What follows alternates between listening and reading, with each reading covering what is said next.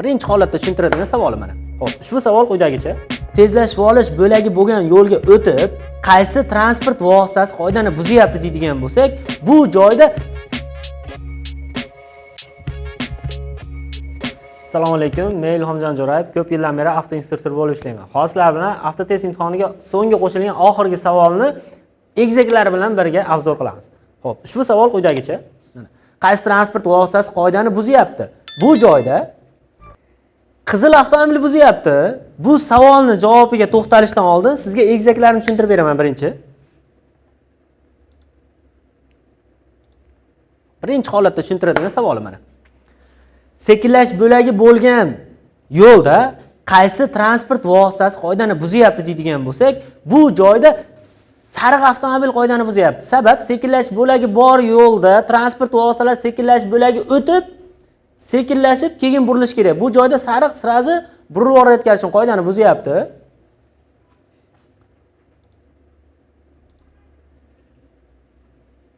Keyingi holat qaysi transport vositasi haydovchi yo'lga tezlash bo'lagiga chiqish qoidasini buzyapti deydigan bo'lsak, bu joyda yashil avtomobil qoidani buzyapti.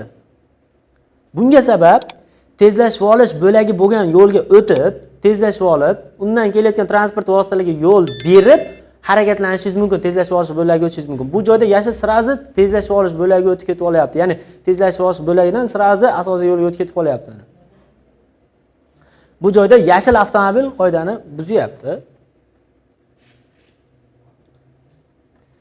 Endi matnli holatda ham keladi ushbu savol. Sekinlash bo'lagi bo'lgan yo'lda burilmoqsiz. Qachon tezlikni kamaytirishingiz kerak?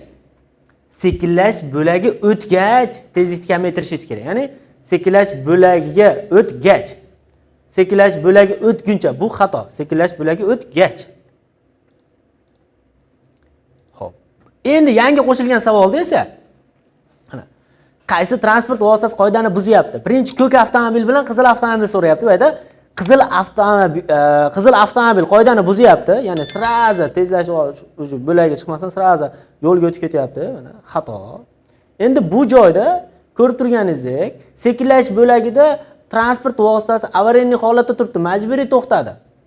Majburiy to'xtaganligi uchun qoida buzarlik hisoblanmaydi. Majburiy to'xtagan transport vositasi.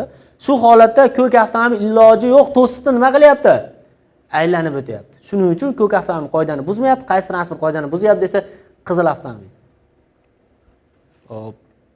Qaysi transport qoidani buzyapti deydigan bo'lsa, qizil avtomobil. Ushbu ma'lumotlarni Telegram sahifamizga joylab bormoqdamiz. Ma'lumotlar foydali bo'lgan bo'lsa, bizning kanallarimizga obuna bo'lishni unutmang.